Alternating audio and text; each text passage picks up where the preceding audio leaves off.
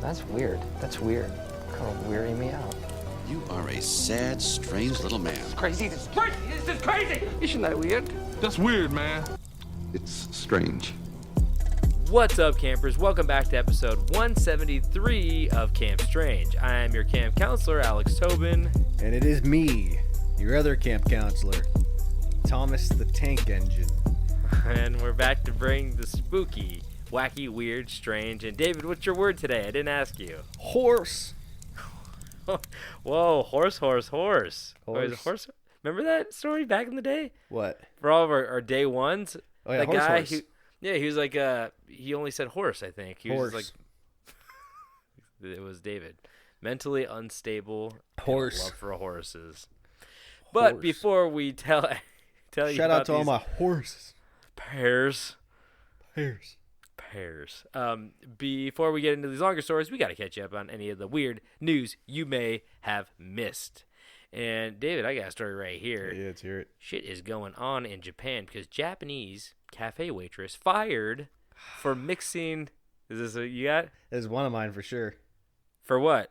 What's she Mixing fired blood into the cocktails. for? Mixing her in her cocktails. Or cocktails. Yeah, mixing her own blood in cocktails. And David, I don't know if you read this at all, but it's a pretty fun article read because this place called Mondaji Cafe Okay. in Sapporo. I did not know that was a place. Imagine that. I just thought it was a beer. Anyway. You probably don't even know Budweiser's a city. Fucking idiot. It might be. Coors State University, baby. But yeah, so basically there's this drink called orakaku, or original cocktail, which is like mixed fruits, colorful syrups, and she was mixing her own blood. Yeah. This unidentified woman who worked there. And there's a quote that says, "Such an act is no different from part-time job terrorism and is absolutely not acceptable," the cafe tweeted. And they were shut down for a day to replace all of the drinking glasses. But here's the best part is that the owner tweeted, "Please let me continue the store a little longer so I can be happy alone. I'll clean the store, change glasses, and dispose of alcohol that may have been contaminated. Once again, I am very sorry to have caused you trouble this time." And here's the other best part is that this place it advertises itself as a space where dark girls and problem children who are also the cutest serve customers. Oh, that. So That's why I love that's Japan. the waitresses. I love Japan because of shit like that. It's so good. I agree. I love a themed at anything. You know what I mean? Like, if I could go to a tiki bar, I'm in. Love What's the medieval times? Yeah. I'm there. For a while in LA, they had Scum and Villainy. What? Say that again. Scum and Villainy? Vanilla? No, it was Vanilla. it was a pop-up bar that stayed longer than it was supposed to, but it was designed exactly like the Cantina bar in Star Wars. Oh yeah. The place was awesome, and they had karaoke, and they had you can only do that one song though. No, they had a full band. They had a full band and a giant book, and you'd pick the song, and the band knew all of the songs. Whoa! And they would play, and the band was dressed up like X-wing pilots, like rebel pilots. Oh, that's fun. That's fun. And so they would play the music live, and you would sing the karaoke. Oh, that's really cool. I wonder if it had like that desert planet flair to it. You know, like a and they had a like Greedo. He was just fucking dead in the corner. There are flies everywhere, but I mean that's just L.A. But they did not serve blood in their drinks. I'm guessing. You know, no blood because they had blue milk. Did they? Yeah. Oh my god. It was like a white Russian with like blue dye. Because Luke was like sucking on the titties of that thing. Oh yeah, blue milk. Best part of that new reboot. Yeah. He's on that island sucking on them walrus titties. Yeah, the mommy milkers. but I just love it that like their theme is dark girls and problem children who are also the cutest. I love that little side note. Yeah. Really rounds it out. It's like, no, don't worry. They're problematic and they might stab you, but they're cute too. They're crazy cute. But I also saw an Anthony Bourdain episode of, I don't know which one, is like Parts Unknown or No Reservations, where he went to Japan and they have what are these canteen? I don't know, like these bars, and the women there are like dressed up like nurses and stuff like that, and they Maids. Yeah, exactly. And these guys come in, and it's for like, this is kind of sad, but it's for like lonely guys, and they like put like, they're like, you could pay extra for like a love spell, and like she'll like pour your beer and then like make a heart with their hands over it, and like sing a song and like spin around and then like pretend like she cracks the heart open and like pours it in the drink, but it's all just like, it's basically if you gave me $5 more to just be like, oh, I put a spell on this to make you more handsome. Love it. Never works, you know. Well, I think they have a serious problem in Japan with like blood. No, with just like men just not really like seeking partnership. Yeah, I blame those anime girls. Yeah, I mean, I watched a documentary about it. That's like a big part of it. Oh, really? Yeah. I mean, that, and then there's like the dating sim video games where the guys are just like, I'm too busy with work, I'm too stressed out, I'd rather just play a dating sim. Yeah, I think they're called that's my girlfriend. Salary men. Like they're just like so focused on like work is their life or whatever, and it's crazy. It's very interesting. Yeah, it's a very work-driven culture as of right now. So I think they actually, I saw a news thing a while back where they gave everybody a day off in Japan to go find like the love of your life. Yeah. It was like a holiday that the government was like, we need everybody fucking right now. Yeah, our so population's go out. Dwindling. Yeah. Well, I mean, a lot of our population is going down too. Because everybody's like, fuck kids, man. Well, yeah, and our planet's dying. Yeah, and our economy's shit. And there's blood in our drinks. Fucking bean burritos at Taco Bell are $2 now. The fuck is that shit, man? I can't bring a child into that world. Are you kidding me? How am I supposed to feed my kid when McDonald's prices are skyrocketing? They don't even got good toys no more. No. They had Christmas ornaments. It's fucking April. I decided to not have a child. I still might have a child. I probably will have a child. I decided to not have a child when they fucking took the toy out of the Cracker Jack box and replaced it with a fucking tattoo and a sticker. Goddamn coupon. I want a plastic piece that I might swallow. Yeah. Thank you. Please and thank you. That's the exciting part, is you never know what bite's going to be the lethal one. Okay. But yeah, so this guy, I hope he gets his business up and running again. No blood in the drinks. That's fucking disgusting. That's like the worst thing. I mean, that's like how I'd rather have somebody spit in my drink, right? Yeah. I mean, not like sanitarily wise, because blood kind of seems like cleaner, but if like it doesn't seem cleaner, does it? Not everybody's blood's clean. There's some dirty blood out there. Well, let's just say someone's like had like clean blood. Let's just say it was like a my blood's riddled with diseases. Let's just say it's a pretty okay. Let's just say this: it's a cute problem child dark girl, and she's serving you a beer. Yeah, you see that video when they mix rattlesnake poison with blood? Yes. And it like coagulates really thick. Like you're thinking of ketchup. Venom. Yeah. You're thinking of Venom. So here's a little. Yeah. Okay. Here it is. Oh, you want me to? Oh, okay. I won't do it. If you want me to save all these campers' lives, go for it. Poison. Okay, poison. You cannot drink. Wait. Okay. Wait. Don't Venom is injected. Poison is like a surface thing. Well, you could like frogs are poisonous. Snakes are venomous. You could drink venom and be okay. That's why, like, when somebody gets bit by a snake in their leg, you have a cut in your mouth. No, you're right. But if somebody gets bit in the leg with like a viper or something, and you could a rattlesnake, you can suck the poison out. Bleeding. You could swallow venom and be fine. It's when it mixes with your blood is when it's a problem. But like poison, on the other hand, poison if you ingest it, you die. So I can sneeze and my gums start bleeding. The dentist says just don't worry about it anymore. It's too far gone. He's like, I'm surprised you still have teeth. Like, It's a lot of blood. Because the roots are all the way in my brain. I got more blood than teeth in my mouth these days. Yeah. Don't Can't be bring around a me child when I'm into this sneezing. world. That's why I can't get a child in this world. No one wants to kiss my bloody mouth. Every ounce of my body's strength is fighting the infections. Okay, wait. Speaking of, can I just jump one more to my next story because Okay. this has to do with kissing. Did you take both of mine? This is perfect. Then please read yours if it's No. You go ahead because I already swiveled and got another one. Okay. Dalai Lama. Yep. There you go. Dude, this is a first. We got the same ones both times. Dalai Lama apologizes after video circulates online of Tibetan spiritual leader kissing a young boy and asking him to suck his tongue. Suck my tongue. Wait. I thought the Dalai Lama was like really cool. Like Not everybody anymore. liked him. Well, his excuse is that he's beyond sensual pleasures.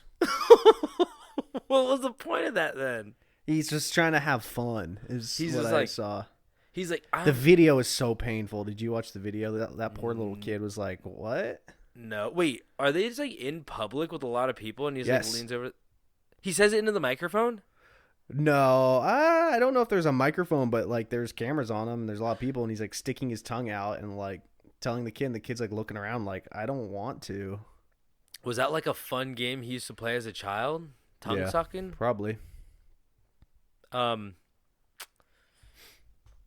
I'll say this. It's not good. Oh.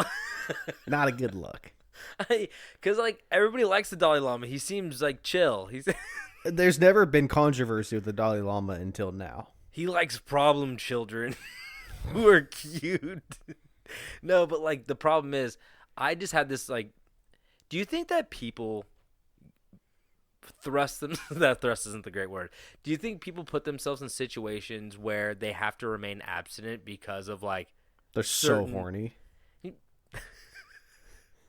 Well, that's what I was gonna say. Is that because like, as we all know, Catholic Church. I'm not gonna. You guys know the stigmas, but that's what I'm saying. Is that like these guys are like, oh, I'm not supposed to be doing this in society, and that's the only thing I like. Might as well choose a career path that makes me not have sex at all. So then I could, one, pray to God about this and be like, I'm sorry for having these thoughts, and two, I'm not allowed to have sex with. I'm not even given an inch to take a mile. Like I'm. That was a bad one. After saying thrust, I don't think that. Yeah, I'm really boxing myself. We're in talking on about this one. thrusting in inches. And tongue sucking, motherfucking. It's interesting. I don't know, cause like maybe he is kind of like kooky like that. He's like your a fun little uncle. cookie. He's that uncle. He's that Gotcha. Thanksgiving uncle. Yeah, he's like got your ear, and then he's like, oh, but instead he's like suck my fucking tongue. They're like, why? I just ate a baby bottle, pop my tongue blue. I got bit by a snake on my tongue. You gotta get the venom out. You can drink venom. You can drink venom. The kid's like, I don't want to suck your tongue, man. It's just crazy to think. Do you think that he's old, right? Old as shit. How old is he? I would guess he's in his 80s. How old is this motherfucker? 86. Okay, 86. Yeah, do you think that he No, just, I don't like, know. That was a guess. Oh, I want to see. Okay, Dalai Lama. I typed 84. in Dalai Lama. 87. 84. Oh, I was closer on my first one. I typed in Dalai Lama, and the first thing that came up was Dalai Lama kiss. So he's got some heat on him right now. Well, he tweeted. Yeah, he tweets a lot. You not following him on Twitter? He tweeted, I only it says, have Twitter to follow the Dalai Lama. A video clip has been circulating that shows a recent meeting when a young boy asked His Holiness, the Dalai Lama, if he could give him a hug. His Holiness wishes to apologize to the boy and his family, as well as his many friends across the world, for the hurt his words may have caused. His Holiness often teases people he meets in an innocent and playful way, even in public and before cameras. He regrets the incident. See, it's a prank. This is a prank, bro. Well, you guys can't take a prank, a tongue-sucking prank? He's like the guy down at, like, Venice Boardwalk. It's like, hey, if you get this question wrong, you gotta kiss me. You gotta suck my tongue. You remember those, like, pranks back in the day? Which ones? The tongue sucking ones? No, it's Oh. like kiss pranks, dog. I didn't Yeah. watch them, but a lot of people made fun of him back in the day. So, do you think he forgot where he was?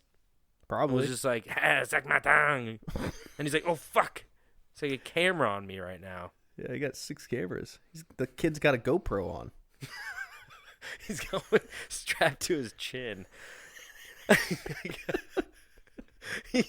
I'm trying to go to some extreme tongue sucking shots. Extreme. My tongue is sponsored by fucking Mountain Dew. Sorry. Forgot what I was gonna say. All right, I got one. Anyway, yeah, he's like, I feel He like didn't this get his tongue this is a sucked. topic we gotta talk about.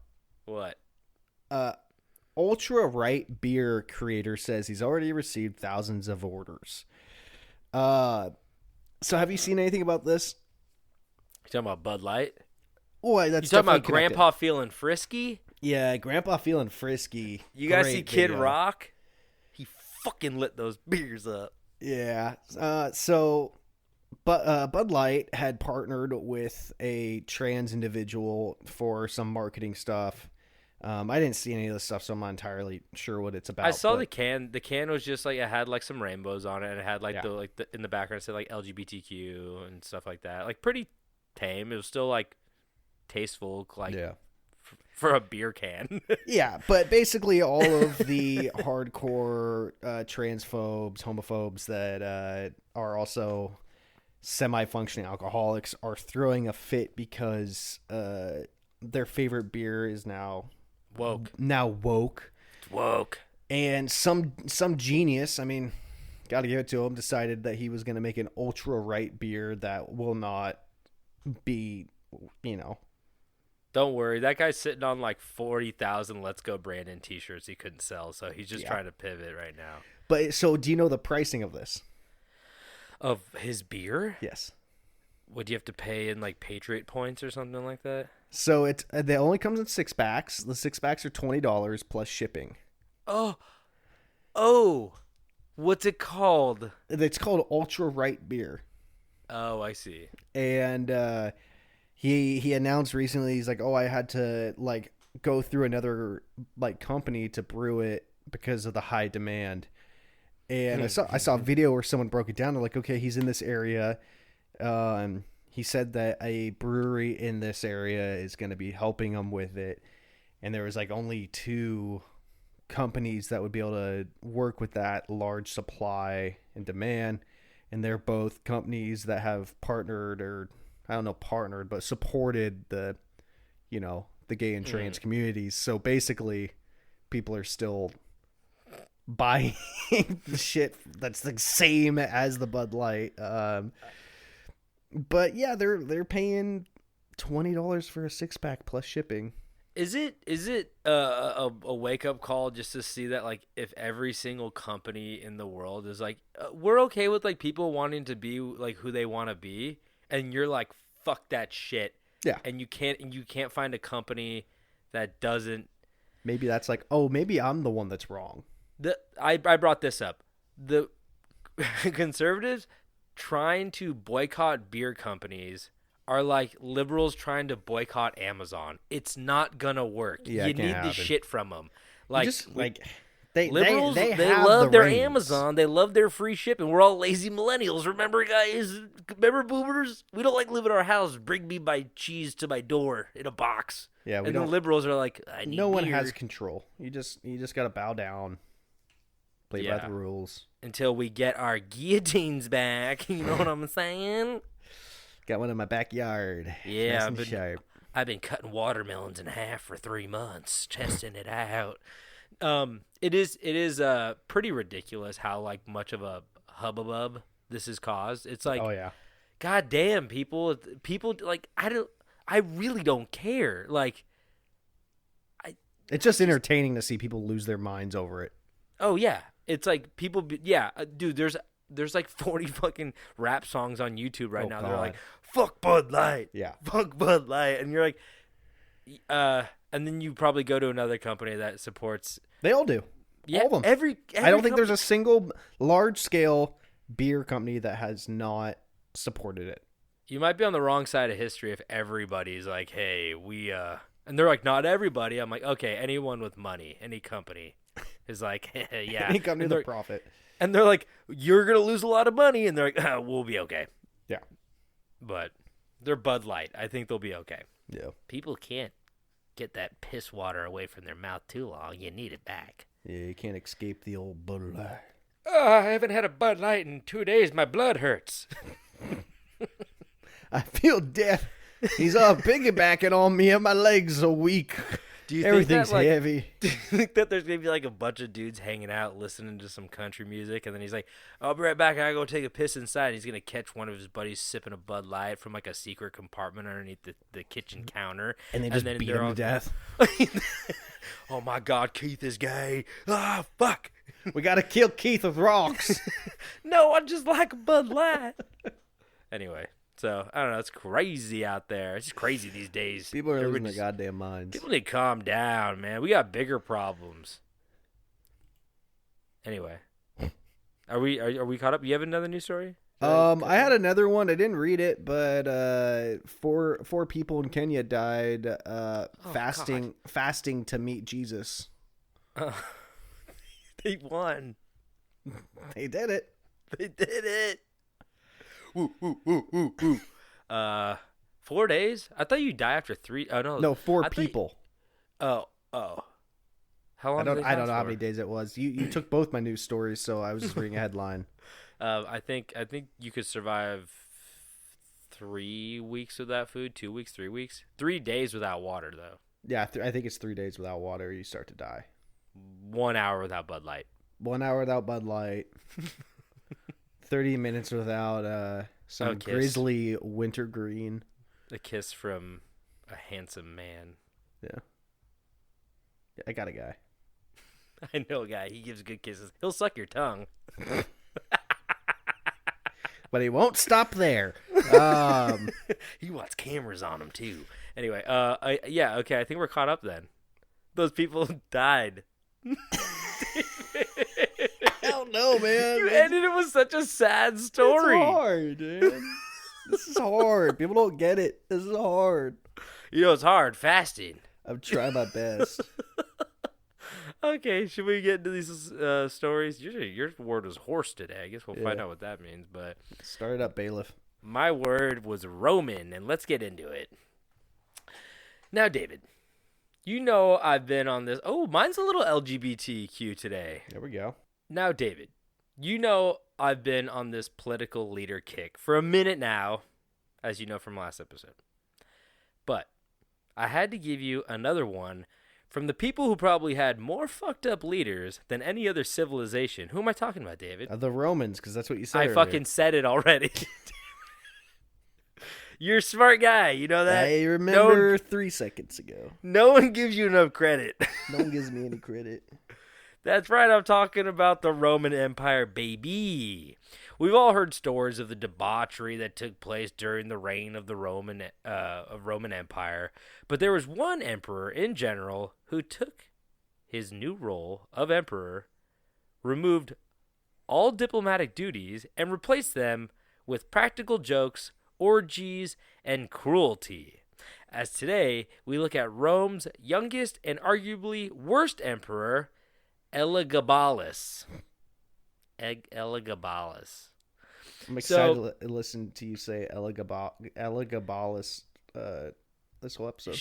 What should I call him? Like as like a shortened egg? Egg. Should I call him Egg? Okay. Egg. We'll call him Elagabalus is now Egg.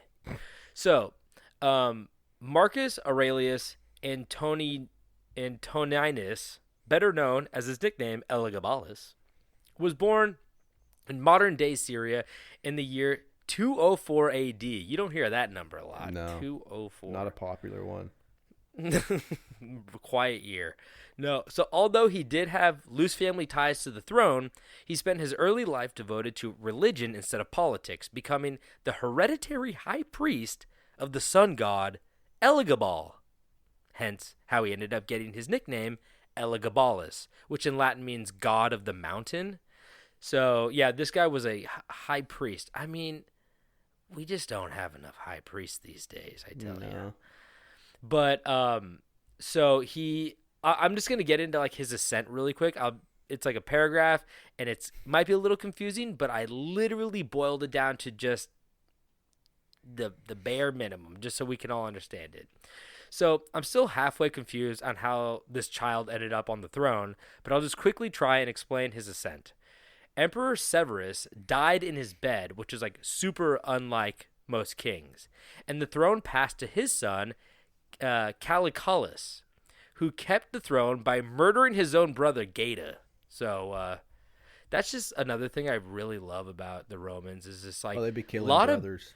lot of literal backstabbing and like just murdering your own kin. Just like I can't imagine being a royal during this time. I would rather be a homeless person on the streets of Rome than being like these people that are like, oh, I'm like, they all have like lifespans of like 23 years. every king.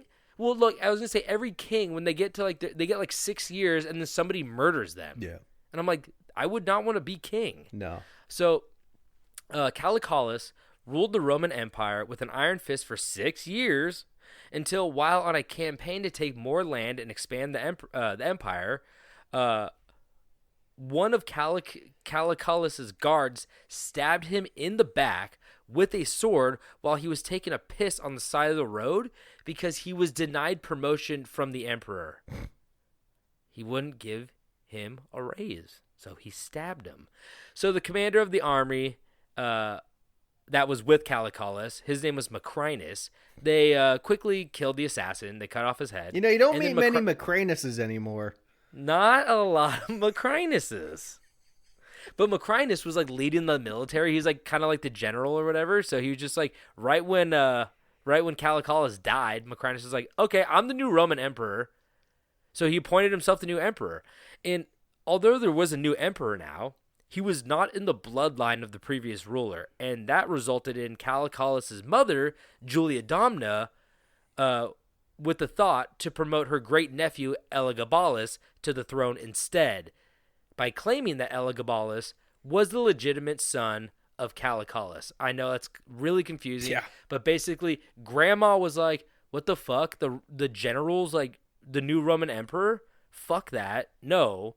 We don't have any. My son killed his brother, so I have no more children anymore and no bloodline. So I'm going to find a great nephew, and then I'm going to claim what she ended up doing was claiming that Elagabalus was her son's illegitimate child. In reality, he was a great nephew, but they looked a lot alike. So she was like, I could sell this story, basically. So she basically was like, yep, this is his illegitimate son. And Macrinus heard about this, and he saw that there's support happening for Egg, and he's like, fuck this. So he took his army, and he went and met Egg, and Macrinus and Egg had like a battle, and the 14-year-old ended up winning, which meant he inherited the throne in 218 AD. So the people of Rome thought now that Army Commander Macrinus was dead, that there might be peace. Oh, another interesting thing is Macrinus was like co-emperor with his 10-year-old son. Okay. Which is weird. Yeah. That must be a hard office to work in. Let me ask my co-emperor. Do you think that we should expand the monetary system to include rubies instead of silver? I'm looking for fucking God, I don't know what 10-year-olds do anymore. He's got a poster. He's got a poster. I got suck the Dalai Lama's tongue, dog. He's got a poster in his office that says, "Don't talk to me until I've had my chicken nuggets." Oh, remember that kid's like, I like my bacon. Remember that kid? Yeah. I like bacon. I was gonna make a Minecraft reference. That's but good. I didn't know one gem that people mine for in that game. The normal ones. Fucking Dirt, green exploding guys. Dirt, diamonds, gold. But what happened was they got the 10-year-old son before they got Macrinus because he fled, and they cut his son's head off and like sent it to Macrinus. And then he's like, it was brutal back then. Mm-hmm. And then they cut off Macrinus's head after they caught him. Yeah. And then they sent both their heads to Egg. And he's just like, cool, I got heads now. So like I said, the people of Rome thought that now that the army commander Macrinus was dead, that there might be peace in the realm. But Egg made sure that their daily lives were far from peaceful. It is said that Egg would host lavish dinner parties where he forced his guests to eat flamingo brains, Whoa. jellyfish, Okay. camel feet, Yeah. and cow udders. That sounds like a meal. I would sign up for it just to say I've done it. Alongside live flapping parrots in the room. They'd eat the live flapping parrots? No, they were just okay. kind of like, I think they're probably positioned on like everyone's chairs, like flying around the room or whatever. But sounds cool. I was kind of thinking the same thing. I was like, I wouldn't want to eat that, but Yeah. like, imagine a 14-year-old. He's basically pranking everybody and being like, "Ha, you guys have to eat this." I'd be so pissed if this. one of those fucking parrots shit on my flamingo brain. You mean your head? Dude, fuck you, man. Get it? Get it? You stupid asshole. You eat so much shrimp, you're turning pink, dude. But shrimp. yeah, out of all of these, flamingo brains, jellyfish, camel feet, and cow udder, which one do you think would be the worst and which one do you think would be the best? Or just interest you the most? I think my number one is jellyfish. I think jellyfish would be the worst. I feel like that might be like a good Japanese candy consistency. Because it's dead. It's not going to sting you, right? I don't know, but it sounds slimy, and I'm not a big slimy guy. I think the worst might be cow udder. Yeah. Right? I'm not so sure. Camel feet's But you pretty know, bad. sometimes that seems tough, and I feel like if it's cooked right, it'd be kind of tough. Yeah. It all depends on seasoning, honestly. I wonder what they had. They probably had some seasonings. Wait, 'cause, what was the Syria, second one? It was flamingo brain. What? Jellyfish, camel feet, cow udder. Camel feet was one I was. Joe Rogan standing at the top of the table being like, you got a Salivating. bull penis in front of you. That's a Fear Factor joke for all you Gen Zers out there. He used to be not racist. For you no, double F fans. No, he's not racist, but He he's probably weird. is. Maybe. He seems okay. I don't know. I don't listen to him. So he would also host dinner parties when he wasn't serving all that gross shit. He would also host dinner parties where he would eat normal foods at like the top of the table while forcing his guests to eat wax and stones painted and cut to look like food. What the fuck? I'm printing an apple to you right now. Thank you, Riley. My wife is printing documents in the office where I'm recording. Sorry about that. Very thoughtful of. She really cares about this podcast. Let me tell you. So, but basically, he would make people eat like stones and shit, and they'd like chip their teeth while they're. Oh, it's you know what? You would be a great guest. Why? You love eating stones. Yeah, at least pretending to be. Yeah, swallowing stones at weddings. So, he also did very odd things like constructing a new temple and installing a giant black meteorite Oh, wait, here as we his go again. god. Oh, What's coming out? yeah, we're printing again. No, I think it was resetting after it had printed. Continue. see. Sorry. So, like I said, he built a temple and he put a giant black meteorite, which like landed in Syria, in this temple as like his new god. And then he forced people to praise it and dance around it. Yeah. And there were like, there was like Catholicism and Judaism and all of these other like super old religions. And people were like, yeah, you just like made this religion up. You're like the high priestess of like this sun. And then he's like, no, but like I'm the emperor. So like, this is my religion. You guys have to respect it. And like pray to he's like assimilating them. And they're like, I don't like this. So also once a year on the summer solstice, he would arrange for a procession of the divine rock, the meteorite, to be placed in a golden chariot accompanied by giant white horses, and it would drive around Rome as he ran backwards in front of it while nobody was driving the chariot and he had the reins while he looked up at the sky. Okay. It's like fucking crazy. It's like weird. Yeah. He said like he was like facing God or something like that, but like I don't know. It's just like people were like, oh, I think that was like the moment, the oh shit moment. Like, God damn it, this guy.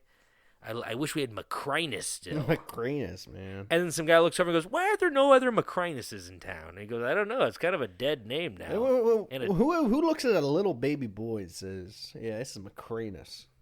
It's Mac. Little Mac. What's up, Mac? So he would also slaughter pigs, sheep, and cattle in front of his new temple to please his gods. And when that didn't work, he would take children of noble birth across Italy and sacrifice them to his gods in front of the temple. And after performing, he would perform magical chants in front of them and then murder them in front of everybody, or have his guards murder them, sacrifice them. And then he did this not only for his god, but because he said that he could foresee the future after sacrificing them by reading their entrails.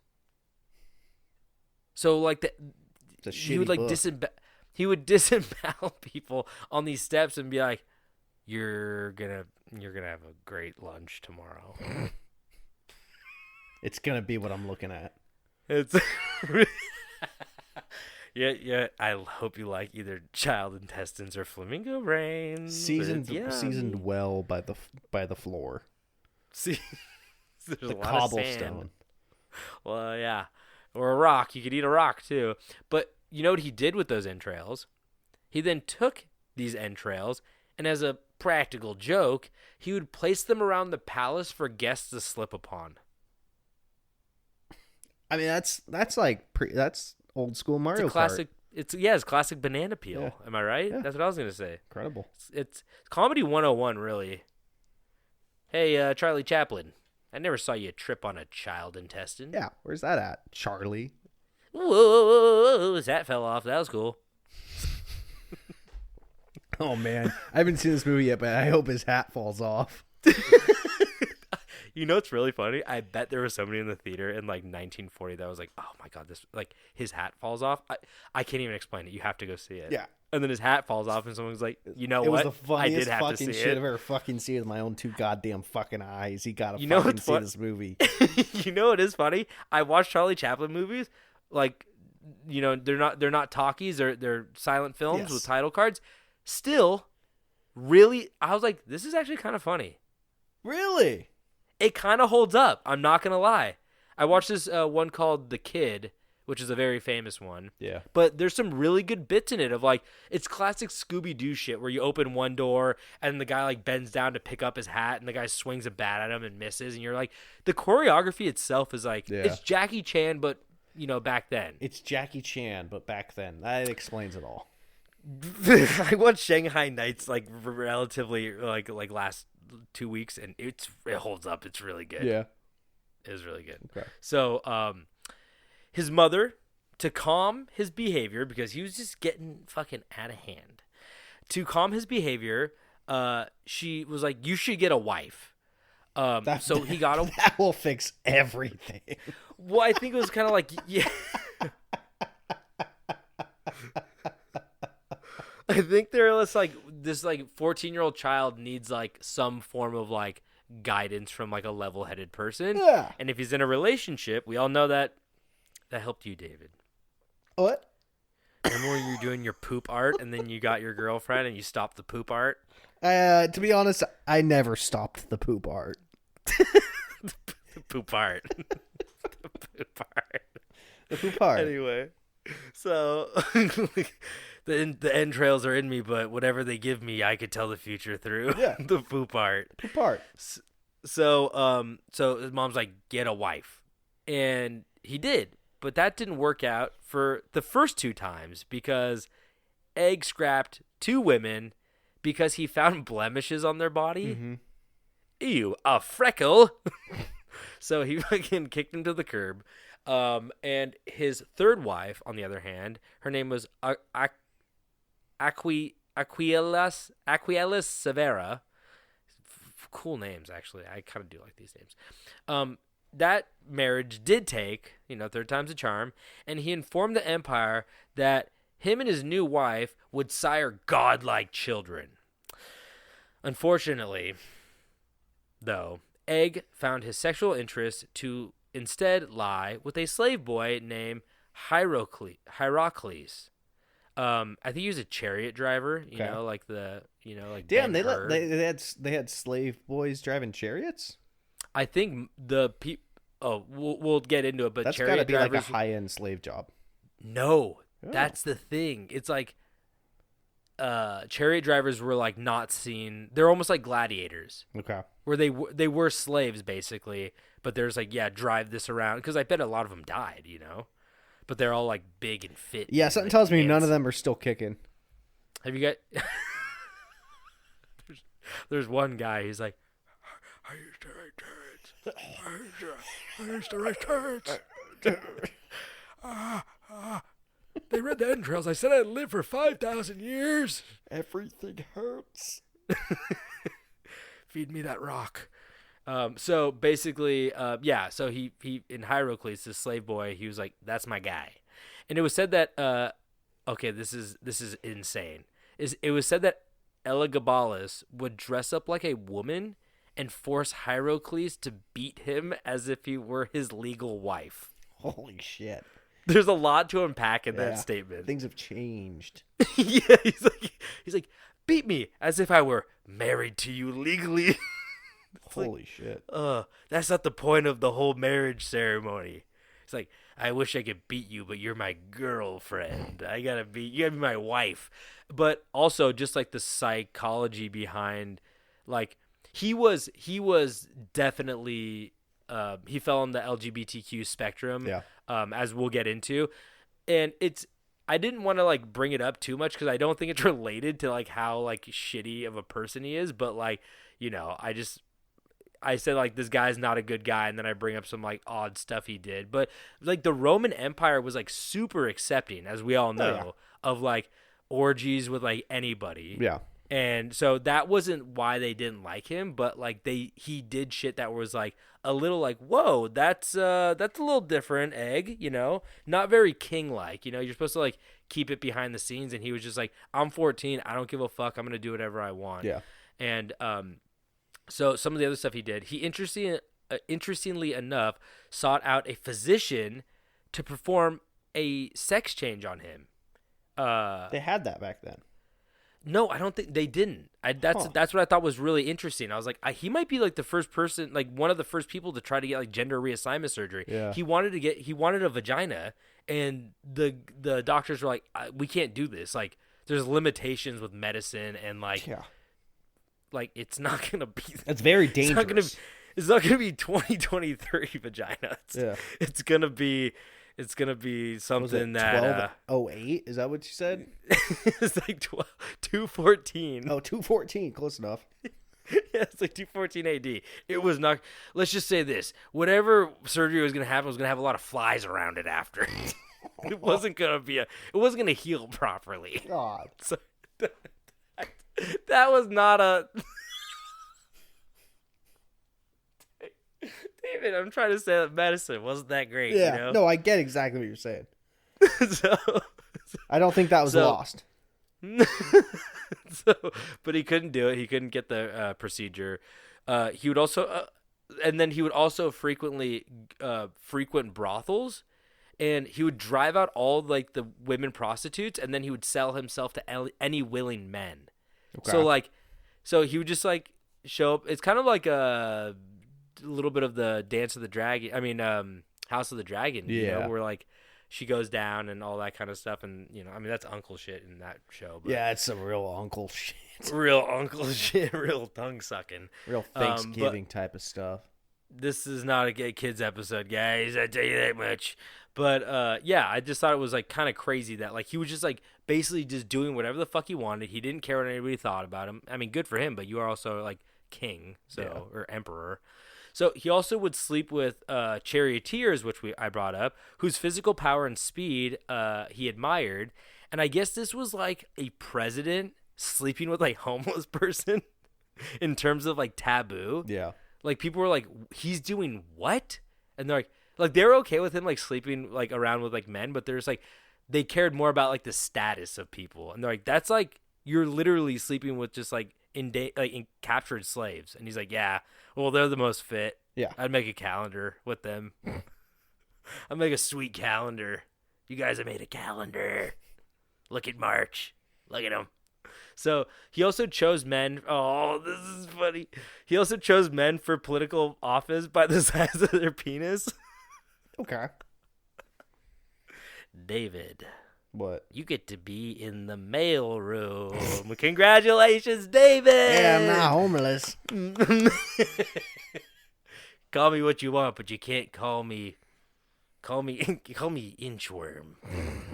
Anyway, sorry. Okay. So both the emperor's biographer Cassius Dio. Both the emperor's biographer and a guy named Cassius Dio, who was a historian, tell us that Elagabalus hosted spectacular naval battles as well in this place called the Naumachia, which I probably pronounced that wrong, but it was basically a coliseum filled with water that was like connected to like a canal, and they would have like ship battles in there, like naval battles and shit, which is really cool.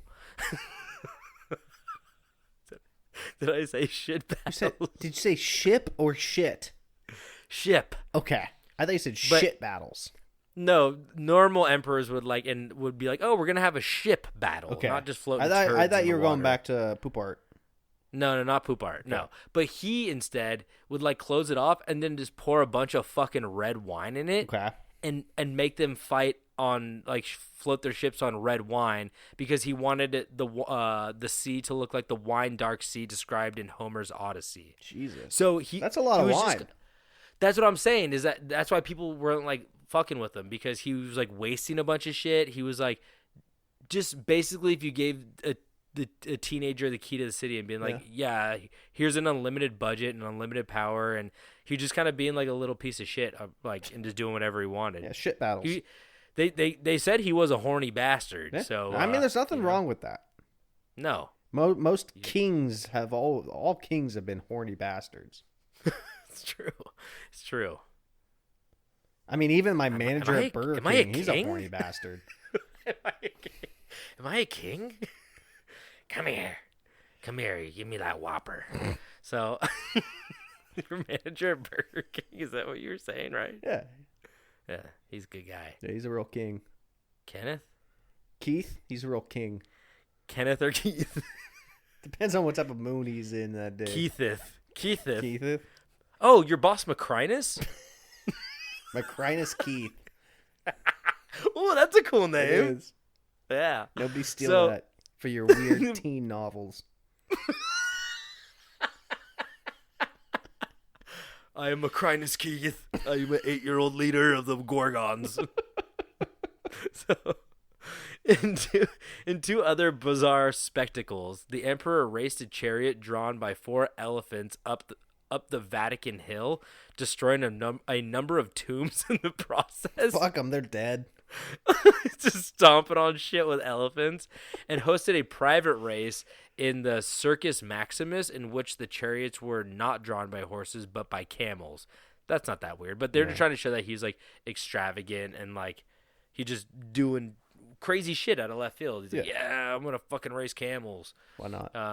Which reminds me of Charlie Chaplin. Actually, he would have ostriches run his carriage. Those like mean fuckers. In like Hollywood, he'd like fucking race his ostriches and shit. I had a friend growing up who had an emu, and we'd always go into its like little like. I wasn't little. I actually had a big ass space, and it would chase us, and we'd just fucking run. It was fun. Those things can gut you. Yeah, they're mean, but they have a huge. No, I like went to an emu farm. It was an ostrich emu farm. Yeah, they have huge fucking talons. Yeah. And apparently they kick with them, and they kind of. We talked about Johnny Cash. Time. Johnny Cash got fucking gutted by one. Yeah. Emu, dude. Yeah. Man in Black got emu'd. Yeah. So, Elagabalus introduced the practice of. Oh, this is kind of cool. But he introduced the practice of giving chances, which are random objects in excessive quantities, which remained in fashion for hundreds of years. At his banquets, he would inscribe the gifts his guests were to receive on the spoons they ate with. So someone would read 10 camels. You like pick up your spoon and like flip it around. Someone would read 10 camels. Others would read 10 pounds of gold or 10 ostriches, as we talked about.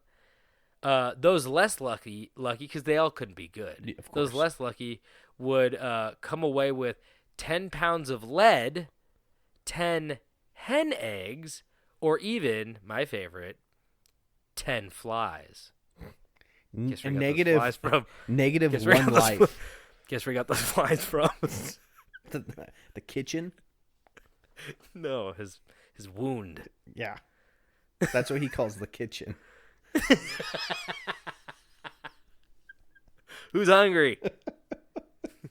So, okay, please, egg, less flies, please. It's really ruining the mood. The flies stay. The flies are This a is part of me.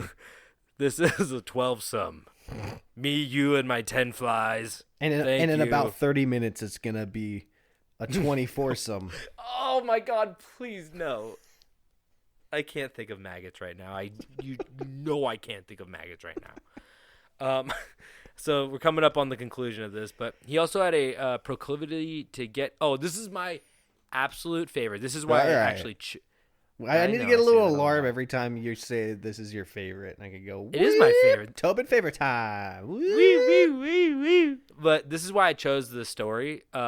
He also had, it's not a big story, a big fact, but I just loved it so much. He also had a proclivity to get his guests super drunk at dinner and then lock them in rooms with live animals like lions and bears. Holy shit! That is sick. That's That's cool as hell. Imagine just like That's blackout literally drunk fighting they a do that bear. in like Jackass. I know. I know. Who's your favorite Jackass members? Mine's Macrinus.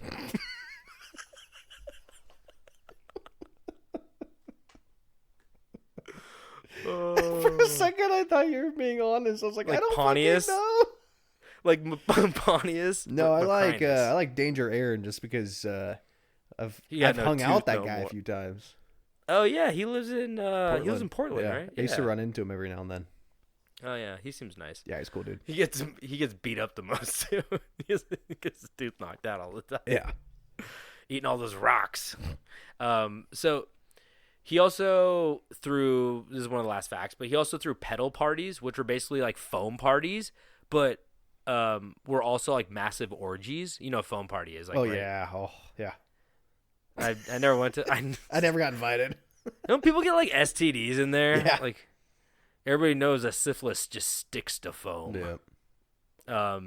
But so he would just have for those of you who don't know what foam parties are, they just fill a room with like fucking bubbles and people partying in there, and it's like hard to see, but it's kind of, it looks fun. Your eyes and your But, throat are always burning yeah, for different reasons. but this was pedal party, so it's just a bunch of rose petals like in like piles and in pools, and like people just like having a giant orgy and like Hey, a you know, room full of like, when everybody smells like dog shit, I bet those were pretty nice. oh yeah, people don't bring that up enough. Yeah. How everybody was just so fucking smelly. No Old Spice. Even like Royals were like, because I mean, you probably walked around without some deodorant on like a hot day in fucking Rome/Syria, and it's like, oh man, I'm sweating already, But like, let alone some like guy who's like, oh, I haven't had. I don't know why they're English. Their monthly Oh, I bath. haven't. Yeah, they haven't taken a bath in 3 years. It's like, good God.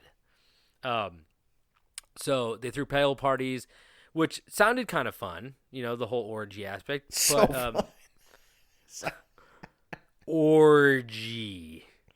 Never been to one. They sound like a great time. Except for the fact that numerous people were smothered under the flowers and when they were unable to crawl out and they died. Which that's happened in foam parties too, I think. Yeah. To be fair. Just to wrap this up, his guards and council began to reach their breaking point with his antics. So to calm them, like he already had the wife and that didn't calm him. So he announced an heir to the throne in his 13-year-old cousin Alexanus. So he was 14. I think he reigned for like 3 years. So He might have been 17 at this point, but he still didn't have any children. So he's like, let me create an heir just in case something happens, and you guys could like have some reassurance, blah, blah, blah, just make people happy, because I bet they're pestering him about that and everything, because they didn't want to go through the same bullshit that they had to go with Macrinus. So he's like, my 13-year-old cousin Alexanus will take my reign after I'm done, if I die. And this worked for a while, but Elagabalus became paranoid after doing so, because he's like, fuck, wait, I just put somebody like in the direct line of succession, so like now there's a chance that someone's gonna kill me if they don't like me, because now my cousin's lined up. So he immediately knew that he had to dispose of the heir to the throne, his cousin. And on March 11th, 222 AD, when him and his mother ordered his guards to execute his cousin Alexanus, they refused. Mm-hmm. So what he did, he was like, okay, fuck you guys.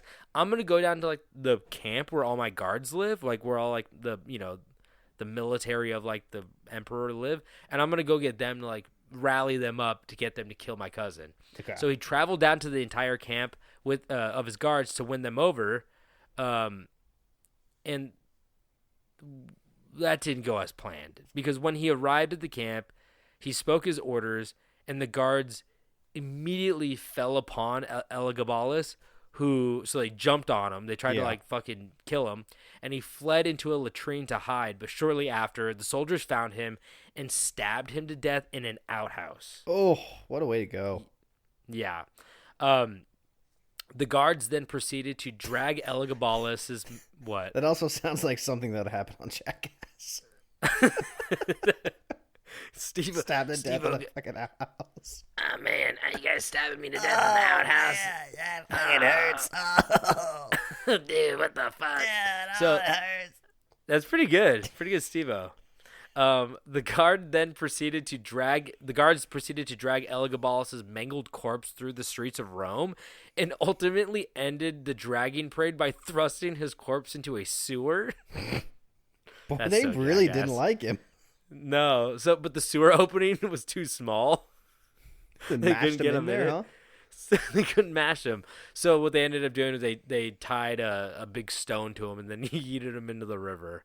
And his mother died in a similar fashion, because mom was with him when he went down there. Yikes. And just to end this, the Roman Empire was so upset with Elagabalus that they removed any note of his reign after he fell, claiming him as the worst Roman emperor to ever rule. I don't technically know if he was the worst Roman emperor to rule, but he was like very negligent with like his power. Yeah. Because I know that there's other Roman emperors who basically just like let Rome burn to the ground. Who is it that when he played? I did a story on him too, but he like played. It's impossible to fuck unless you're like a historian. Their names are also fucking wacky. Exactly, but he played his lyre while like a little string instrument while he watched Rome burn to the ground because he just didn't give a fuck. So like that guy was probably like the worst. Like Cassius, I don't remember what his name is, but this. I mean, this is if Justin Bieber got to rule the Roman Emperor when he was going through his crazy phase, you guys. Yeah, never forget about Justin Bieber and his chainsaw joke. Oh my God, I forgot about that. Yeah, it's bad. If you don't know what I'm talking about, it's bad. It's not good. It's not good. Yeah, let's just say this: people who laughed at that joke are definitely not drinking Bud Light.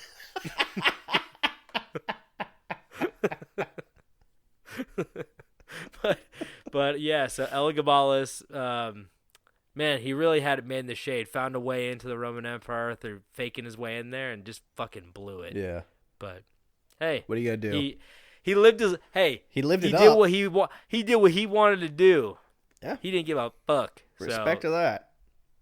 Yeah, just you work hard, you play hard. Yeah. You play hard, you die hard. Anyway, okay, so that's. I hope I die hard.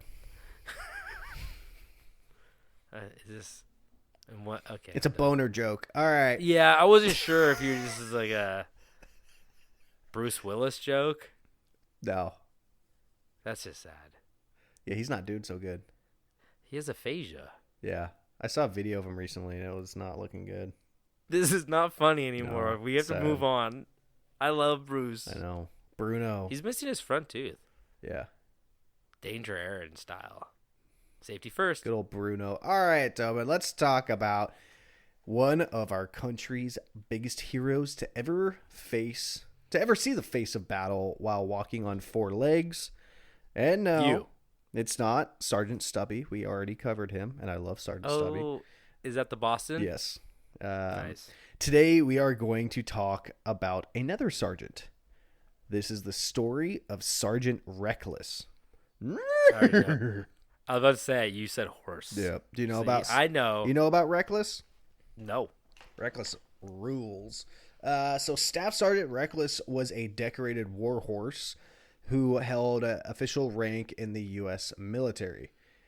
She was a mare of a Mongolian horse breeder or breeding farm out of a horse racing dam, which I meant to Google it. You're gonna have to back all of that up. What did you just say? So I know you're saying mare as in a female horse. yeah, But MARE. I like to think she's in office. She might as well be. But so I'm not sure if this is like correct. I forgot to Google it, but it said it was like a horse race, a racehorse dam, which I'm not sure if that's like another word for like a breeder. In Mongolia. Yeah. Well, she is a Mongolian horse. Oh. She's from Korea. Oh. I guess we didn't know. I don't know where. Yeah. What army are we talking about? Who U.S. military. Army? U.S. military. Oh, what the fuck? Yeah. So we're We're get shipping into in it. horses. We'll get Our in- horses aren't good enough. We'll get into it. Okay. Reckless was purchased in October 1952 for $250 from a Korean stable boy at the Seoul racetrack who was desperate to make quick money to be able to buy his sister a prosthetic leg after she stepped on a landmine. It's a classic tale. We've all heard the tale. That is so sweet and sad. But you know what? It's impressive because you would think a lot more would be gone than just a leg after a landmine. So I would be like, "Can we finish the job?" I don't like if I got blown up by a landmine. I'd be like, "I hope I land on another one because this is gonna hurt." yeah. I don't want this pain to start kicking in. I need more adrenaline. Well, please. she was stronger than you. True. Reckless was a chestnut-colored mare with a blaze and 3 white stockings. Is this a horse? Yeah, I had a feeling you wouldn't know anything about stockings. What's a blaze? A blaze is the I know what a stocking is. a blaze is dickhead. the coloring, I believe, like the mohawk Oh. coloring, like when it has like a white like interesting. line of hair down from its like forehead Okay. down its back. I believe that's And what that is. stockings are obviously the leg color, probably from the foot to like the knee. Yeah, so that meant that her back legs and her front left leg were white, so her right front leg was chestnut. You better stop describing this horse to me. When she was bought, the stable boy called her Ah Chim Hai, which translated to like, you know, a lot of times when you're translating like Korean, like there's multiple translations. So it meant like morning sun, light of dawn, or morning flame. Which I feel It's like something that be waking you up. well, not so much that, but I Like- also saw it symbolically like there's symbolism to being like the sunrise being like a shine of hope, like a new day. Oh yeah, that makes sense. And with her job, I think that actually it's very relevant. Can I ask a question really quick? Yes. You said that this was sold by a young boy in Seoul, Mm-hmm. South Korea, to the U.S. military for $250. Yes. Okay, I didn't know who had it. So they already knew that this horse was going to be used in battle of some sort. Well, this is the Korean War. Okay. So the US Marines were there, and they're like, we need a horse. Oh, I and see. so I it went see. bottled. Okay. Okay. So yeah, Reckless was bought by a few fellas in the Marine Corps and was then trained to be a pack horse for the recoilless rifle platoon, anti-tank company, 5th Marine Regiment, 1st Marine Division. And what the fuck does any of that mean? I have no idea. Hoorah. I was gonna say first you start dropping all this horse language on me, and now you're going straight military. Yeah, so what it is You know I'm a Quaker. what that means, I believe, I could be wrong, but I'm pretty sure, is that the 1st Marine Division, if you're looking at like a family tree, would be at the top, which then from the division it goes into platoons. Or not platoons, regiments. So it's the 5th regiment of that division. And it's in the anti-tank company. Okay. And out of the anti-tank company, this is the recoilless rifle platoon who focuses on the recoilless rifle, which is like a giant gun for shooting tanks. I'll tell you one thing right now. Yeah. 9 times out of 10, that tank gonna win. Oh, you don't know that. You put a horse up against a tank. Well, the horse isn't fighting the tank. Like this I ain't all said, Seabiscuit. Okay, it's a pack horse. It's a pack horse. You'll find out. Got too much shit on me. So Reckless was quick to charm the Marines with her wacky and unique personality, and she became one of the boys.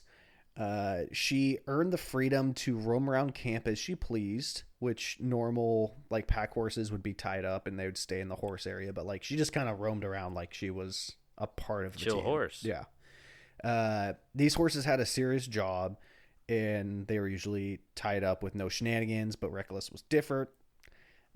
Reckless was so comfortable with the guys that she would even crawl into their tents and sleep next to her fellow Marines on cold nights. That's so cute. Yeah. Horses are smart. Yeah, Horses are very smart. Yeah. Make good glue. One of the lesser spoken things about war is food, especially back then, like Korean War times. Many times what you're going to eat was a mystery, before the whole widespread of MREs being like mandatory and a produced thing that the military had. But Reckless would eat anything, including scrambled eggs, beer, human meat, Coca-Cola, and Whoa. At one point she even ate $30 worth of poker chips. Whoa. She was very well known that like eat your food, because if you leave your food around, she will eat it, kind of thing. Yeah, I mean, horses, they got them chompers. They'll think your finger is a carrot. Yeah, they got snap them big old teeth. How big them teeth? Big. Describe the teeth to me. Like piano keys. Do horses die if they eat anything? Like, do they got like a chocolate like a dog? Yeah, that's what I'm thinking. Wait. What horses can't eat? Live grenades. That would be yeah. No, it says caffeine, avocado, fruits, and stones. Yeah, avocados are not good for animals. Fruits with stones. Cauliflower, cabbage, broccoli, bran products, potatoes, rhubarb, meat products. Oh, I guess horses can't eat a lot of shit. But this is a war horse. I mean, they can't. I think it's more of like, don't feed them regularly this. Yeah. They'll get like sick, but they're not going to like keel over and die. Yeah, it's not going to be instant poison. Reckless served in numerous combats during the old Korean War, carrying supplies and ammunition. She was also very useful for evacuating wounded people in battle. She was known for being very smart and memorizing the routes and trails used for supply runs after only being guided through them like once or twice. And because a lot of the times people would have to ride the horses back and forth, but she was quick. She was, smart enough that she could figure it out and do it on her own without needing a handler. She like that Uber that you could just like put the package in, and like it'll drive it to like the next place. Here's a $3 million camera package. Can you take it to the next set? yeah, exactly. It's also like such a good idea to like. I mean, horses are fucking giant, so it's kind of not a good idea if you're like in a live battlefield. But like in terms of like getting men off the battlefield, you could throw 2 or 3 men probably over the back of a horse. And easy. Have it run away and be okay. Yeah. Reckless was able to complete heroic achievements due to the Marines teaching her vital battlefield survival skills. What the fuck? These skills would include things like how to get out of barbed wire when stuck. To lie down when the unit would be under fire from enemy forces.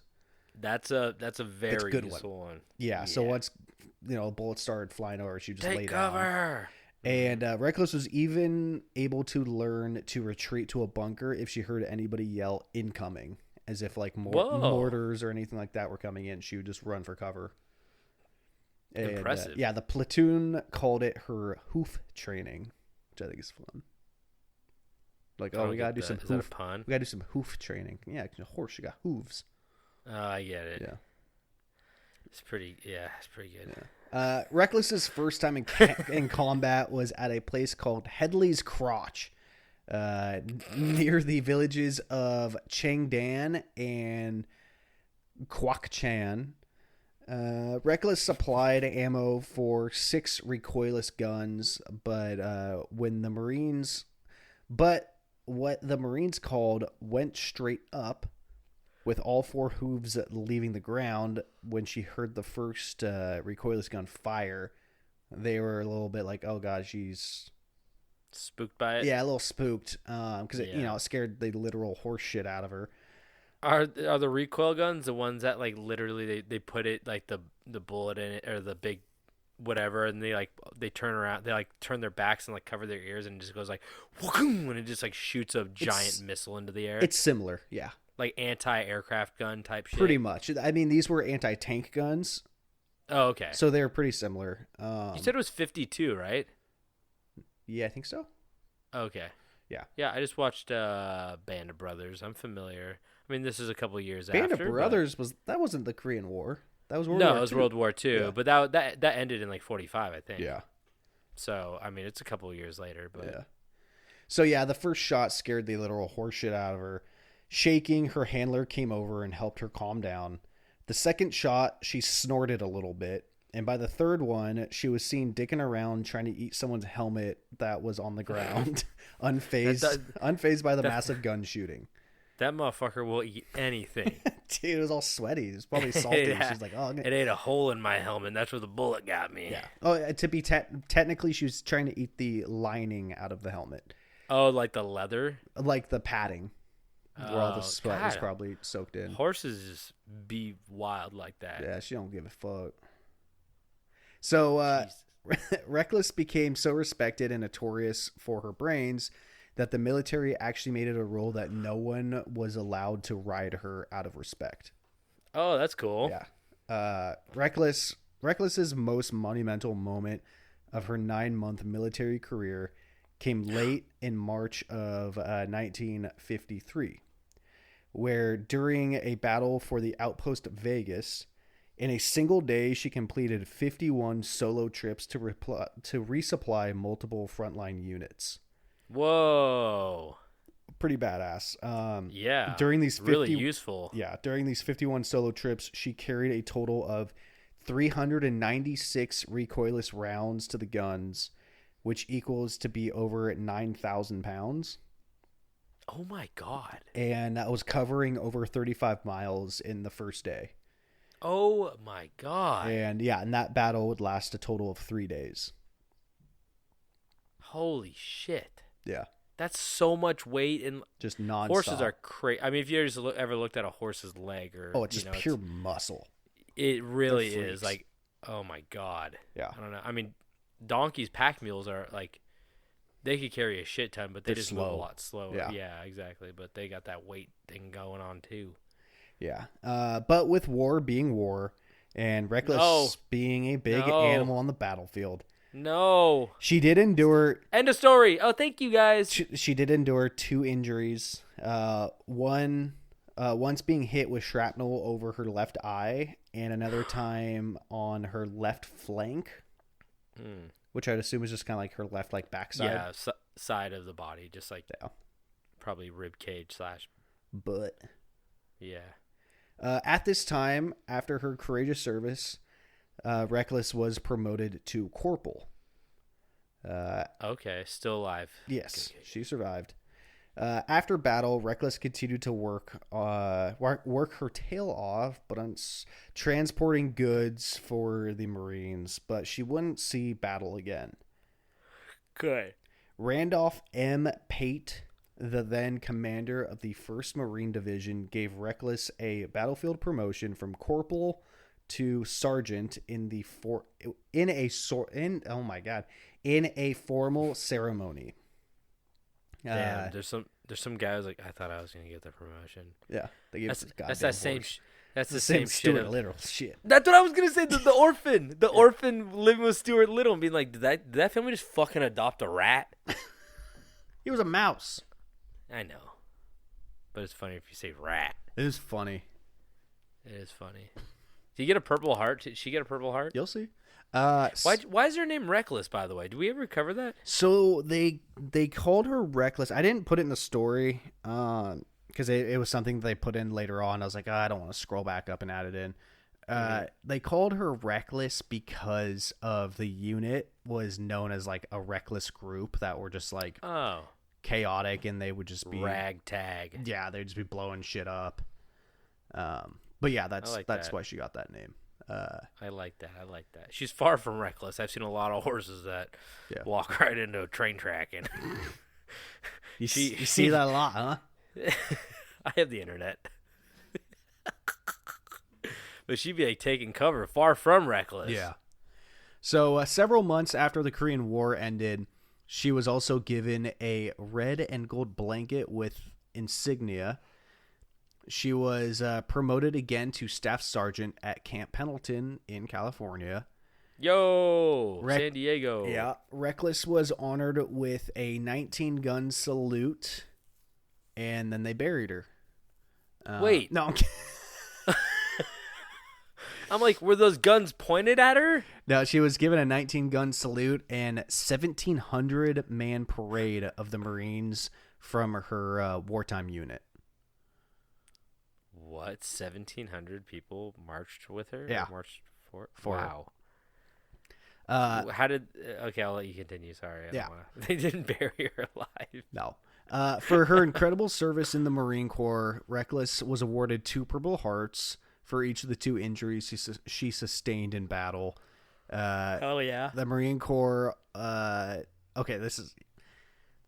So she got 2 Purple Hearts, the Marine Corps Good Conduct Medal, a Presidential Unit Citation with Bronze Star, the National Defense Service Medal, a Korean Service Medal, the United Nations Korean Medal, a Navy Unit Commendation, and a Republic of Korea Presidential Unit Citation Medal. I just love the fact that this horse had no fucking clue what was going on. She's like, about I want more Coca-Cola. Exactly. Got any more of those plastic chips? That's like a cat being like, I brought them 9 dead mice, a dead frog, 2 dead birds, and then like us being like, but you know what? All those means dead nothing. All those dead animals saved those prisoners of war. But like, it's just so funny that horse is probably just like, I want more sodies. Yeah, more sody pop. Sody pops. Can I have more sodies? So she would wear these awards and medals on her horse blanket. On her horse blanket. Yeah. Reckless would become a military celebrity, making appearances and praised for her hard and dangerous work. But the Marines made sure that she was never exploited and that she received the best VIP treatment. So, like, she'd make appearances on TV shows and stuff, but they're like, if you're gonna have her on here, like, you've got to, like, make it right. She's an A-list star act. Like, treat her like an A-list star actress coming in. Lucille Ball. Oh yeah. Yeah, exactly. Here comes the hard part. No. Of every story. She's about still animals. alive, right? She's still alive. She's 78. No. Reckless developed arthritis as she got older and injured herself on May 13th of 1968 by falling onto a thing of barbed wire fence. They trained her in there. Yeah, but she's old and all arthritic now. Yeah, her milky eyes. Yeah. Oh, man. She died under sedation while her wounds were being treated. Oh, at least she was sleeping. Yeah. At the time of her death, she was estimated to be 19 or 20 years old. That's a good run for horses, right? Well, you know, it's crazy. She was drinking beer at war, and she died at 20? Like, Yeah, not a bad run. I mean, how long do horses usually live? Let me see. Horse. I think horses can live pretty Lifespan. old, but I think it also depends on like the breed. 25 to 30, it says. Oh, okay. So she was a little bit younger, but she also fought in the Korean War. So I mean, Yeah. that's gonna take its toll. It's gonna add a couple of years onto you. No, that's a pretty. I mean, just got shot and kept going and Yeah. carried 9,000 pounds over 35 miles. You know, Yeah. it's gonna take its toll. Yeah. A monument was made by sculptor Jocelyn Russell of Reckless, carrying ammo and other combat equipment. It was unveiled on July 26th, 2013, and this part's gonna fuck me up a little bit. The Semper Fidelis. Yeah, like Semper Fi. Yeah. The Semper Fi memorial part of the National Museum of Marine Corps. For some reason, I thought there was more Latin in there, but there wasn't. One day before the 60th anniversary of the Korean War. So What'd they do? What'd they do? They put a statue? Yeah, they unveiled a statue. Oh. And where is this? Wherever the fuck the Marine Corps Museum is. There's also a lock of her tail hair that was placed inside of the base of the statue. Oh. I believe there's also like 6 other identical statues like all over America, but like this was like the main one.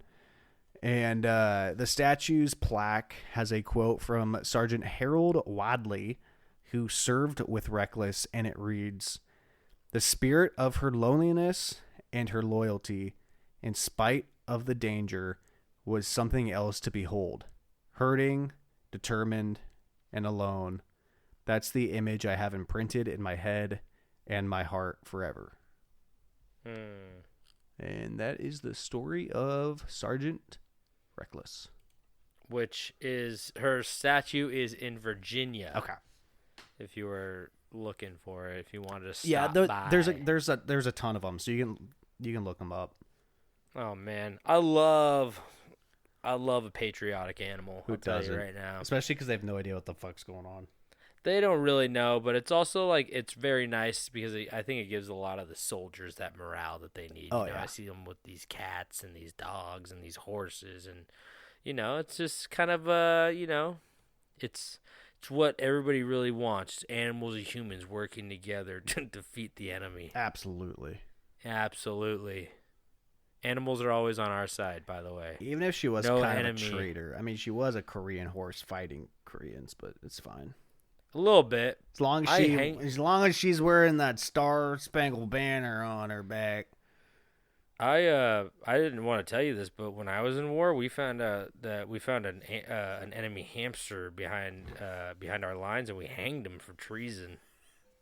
That's actually it's a tame hamster death. Oh, did I say hang? I meant we chucked him in the middle of a volcano. He slightly made it out, but slipped back in. Yeah, his bottom half melted, and then he crawled back out with his top half And hanging then out. It was a fire eagle picked him off. And... yeah, and dropped him in front of a train. It was like poor guy. Even though But the he train was a only took traitor. off one paw, and he went flying into a lake, and a crocodile got him. Yeah, they lived in that stomach for 18 months until Until the crocodile ate a big mouth bass, and the big mouth bass ate him inside of the crocodile's stomach. yeah. Anyway, And then a fisherman caught the bass after Yeah. it got out of the crocodile, and they speared him through the alligator. He deep fried the fish, guts and all, which you're not supposed to do because you can get really sick.